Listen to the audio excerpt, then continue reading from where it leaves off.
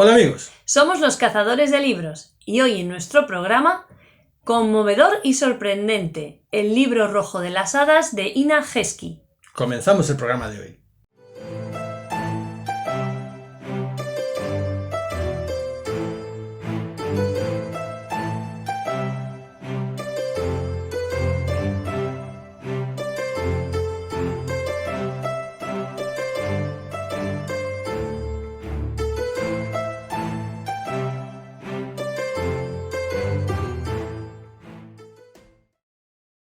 A raíz de la colección de RBA de Historias Maravillosas, nos quedamos muy prendados por esta edición, por estas ediciones y esta forma de mostrar imágenes, esos grabados antiguos, esos libros que según ponía en el folleto introductorio de RBA, venían de los antiguos libros de Andrew Lang. ¿Y qué hicieron estos cazadores?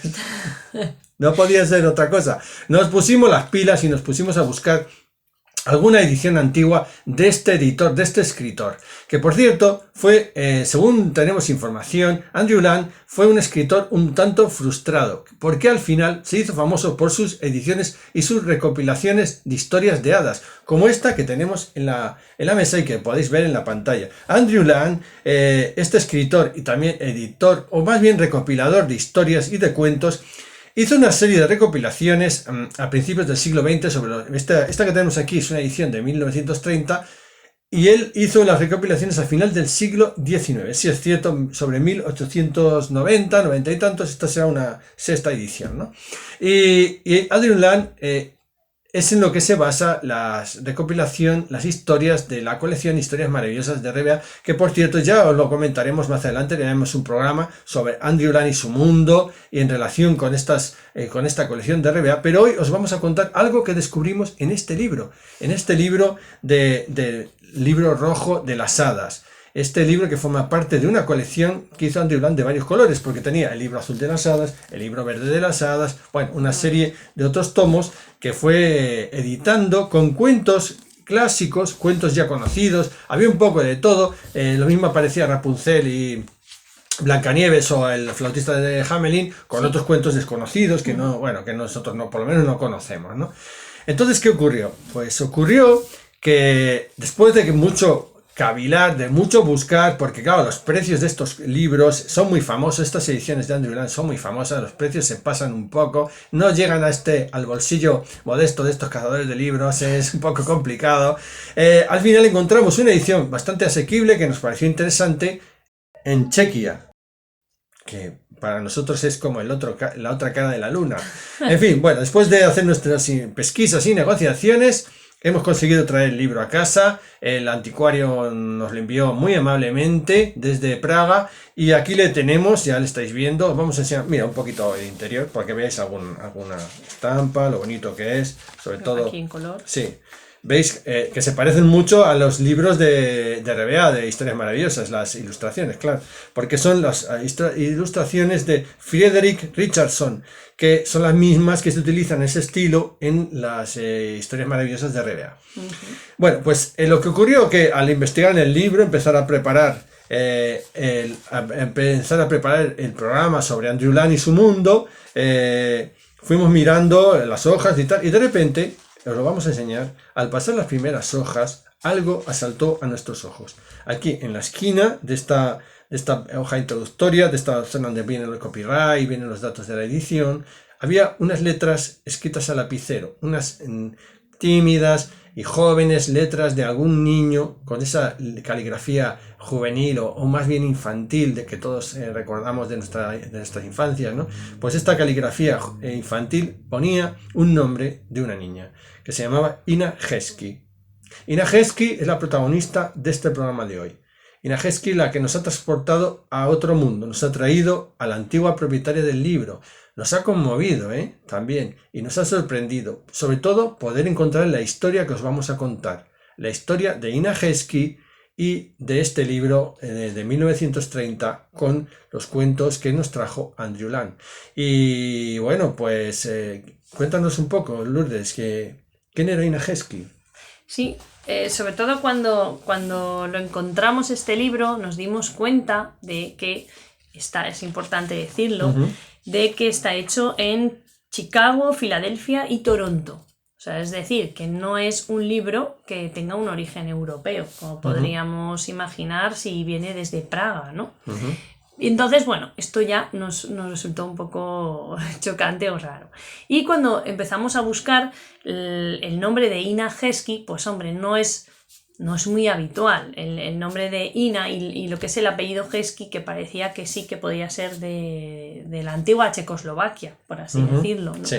Entonces, buscando, la encontramos. Encontramos en el Museo Canadiense de la Inmigración una serie de comentarios y cartas escritas por un familiar, por el hijo de Ina Geschke, sobre la que había sido la aventura que su madre había tenido en la vida. Y bueno, yo os cuento un poco cómo empieza todo.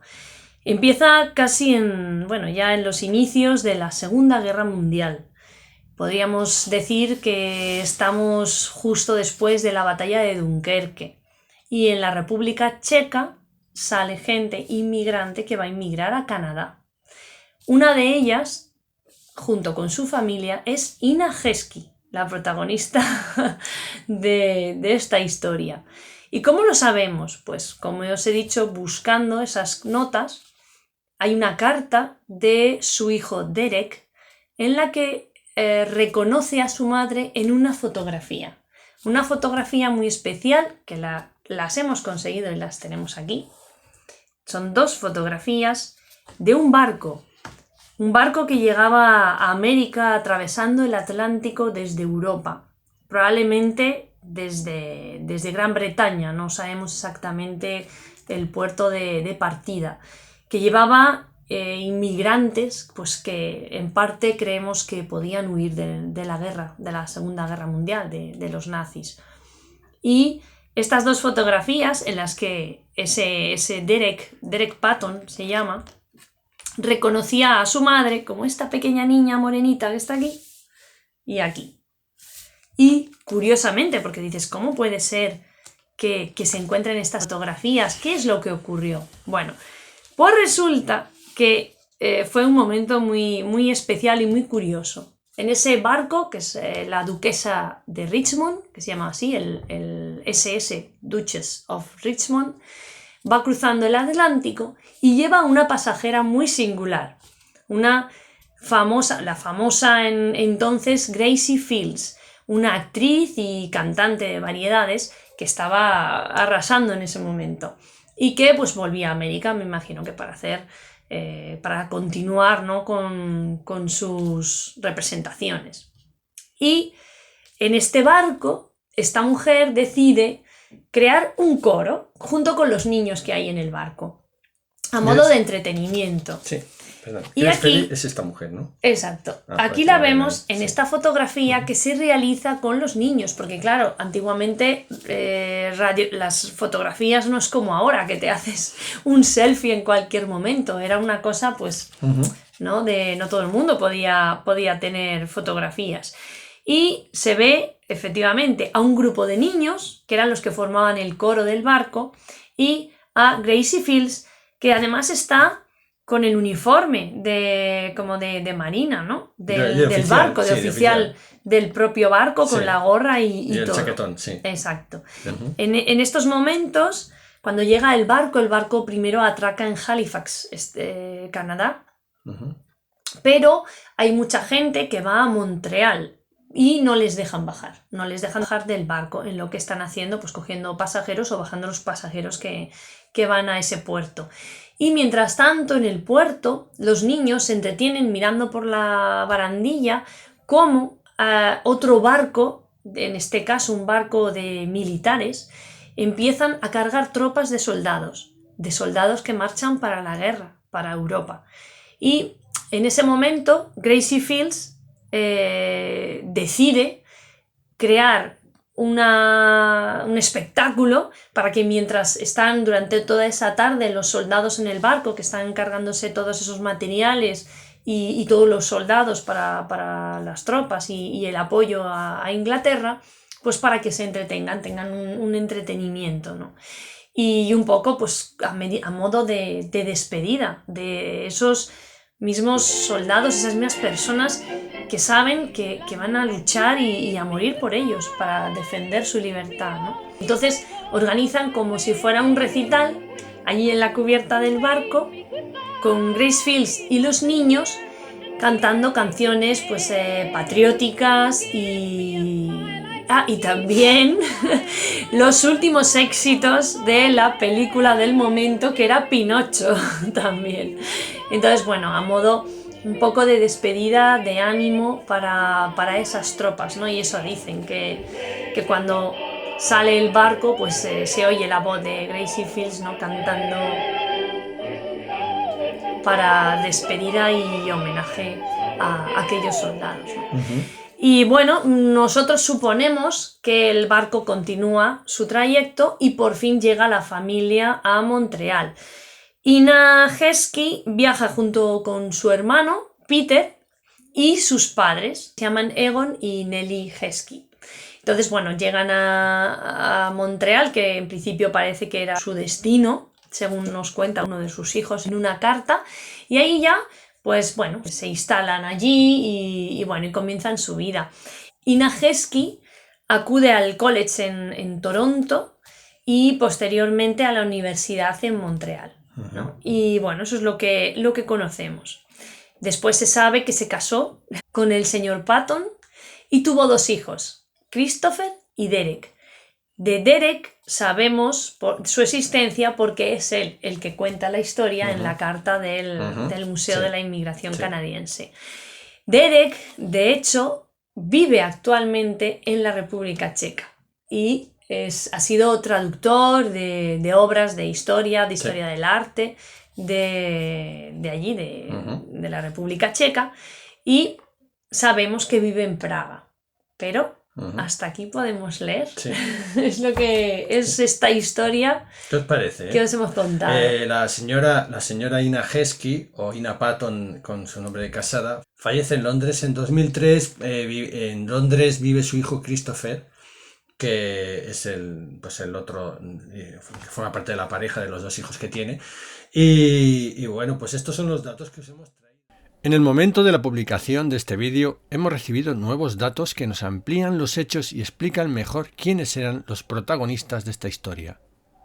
Aunque los registros de inmigración canadiense a partir de 1936 todavía están sellados, sí que hemos podido saber que los Heskey eran una familia de ascendencia judía. Así se los define en los documentos oficiales, con el término y la etiqueta emigrantes raza hebrea. Este era un sistema de clasificación normal durante el éxodo que se produjo con los refugiados de guerra, sobre todo en los primeros años del conflicto y con la ocupación nazi de Europa. Egon Heskey, el padre de Ina, obtuvo un permiso especial para inmigrar debido a la importancia de sus negocios de exportación e importación en productos agrícolas como la harina o el maíz, desde Austria y Checoslovaquia. Esto les daba cierta prioridad para que fuesen aceptados en el país de acogida, en este caso Canadá. Eran momentos terribles, con media Europa ocupada por la maquinaria bélica nazi. Los judíos que podían y otros muchos ciudadanos de estos países huían cuando podían, según su capacidad, en la mayoría de los casos, su nivel económico, sus cargas familiares, su capacidad para viajar o para hablar otros idiomas. Los Heskey habrían salido de su país de origen, Checoslovaquia, en los comienzos de la guerra, para mantener una residencia provisional en Inglaterra. Según parece, en espera de cruzar el Atlántico hacia países más seguros como Estados Unidos o Canadá. Durante 1940, a pesar de la gran ofensiva en suelo francés, la navegación transatlántica era aún segura y el paso de migrantes y refugiados hacia América del Norte era del todo habitual. Ampliando más la información sobre la protagonista de nuestra historia, en 1957, Ina Dolly Heskey, que así es como se llama de forma más completa, se casó con el teniente Weldon Patton. Probablemente se mudaron a los Estados Unidos. En 1987 vivió en Brewster, Nueva York. También se casó por segunda vez en 1994, después de divorciarse. Y debemos agradecer a la señora Carrie Ann Smith, investigadora del Museo Canadiense de la Inmigración, por su amabilidad y los datos recibidos, y por su dedicación para que estas historias y otras muchas otras nunca se olviden. Ahora nos queda solo una pregunta final, ¿no? Claro. Porque Claro, el libro a nosotros nos ha llegado desde Chequia. Un libro que fue editado en Canadá y que vivió en Canadá con esta niña o esta adolescente después. ¿Cómo llegó el libro desde Canadá? Eso es lo que no sabemos. Claro, lo más fácil, pienso yo, es que se lo dejara a su hijo o a sus nietos y en alguno de los viajes con los que volvió a Inglaterra y después el hijo fue a Praga, pues acabó en Praga. Es lo que yo me imagino. Bueno, estamos ya en el mundo de las especulaciones porque teníamos ganas de especular. Y al final, allí, pues quizá el legado de esta mujer, estos libros que ya a lo mejor no tenían tanto interés para la familia, acabaron en las manos de un anticuario un anticuario respetuoso, un buen anticuario de Praga, ¿eh? No es una tienda esas del montón. Tampoco tienen de malo las tiendas del montón, ¿no? Pero en este caso era un buen anticuario. Y aquí acabó el libro y volvió a saltar en el tiempo y volvió a llegar a nuestra casa. Y aquí lo hemos querido poner en valor y os lo hemos querido contar a vosotros. No sé, esperamos que habéis sentido lo que nosotros hemos sentido, un poco los tambores de guerra, los cañonazos de Dunkerque, la joven niña en el transatlántico cruzando el Atlántico con miedo, cantando con la famosa actriz, el libro esperando a ser editado, firmado, y al final, por una voltereta en el tiempo, llega aquí bastantes más, casi 100 años después, para que os le mostremos nosotros y disfrutemos con este programa. Bueno, amigos, pues yo creo que ya presta a sacar el dedo dorado. Hoy ha sido un programa bastante emotivo, Lourdes. Sí, es que los libros tienen 1000 vidas. Sí, es verdad. Nos hacen vivir 1000 vidas, pero también ellos las tienen. Es verdad que sí. Esperamos que os haya gustado, ¿verdad? Sí, y si os ha gustado, dadnos un me gusta y suscribíos a nuestro canal. Y podéis dar a la campanilla de notificaciones para que os salgan todos nuestros vídeos. Y os contaremos más historias de estas, seguro. Tenemos más, las investigamos, las buscamos y las escarbamos en la arena del tiempo para traerlas a estos programas que os hacemos con todo el cariño y con toda la emoción. Hoy ha sido uno más, uno muy emocionante. Hasta otro día, amigos. Adiós.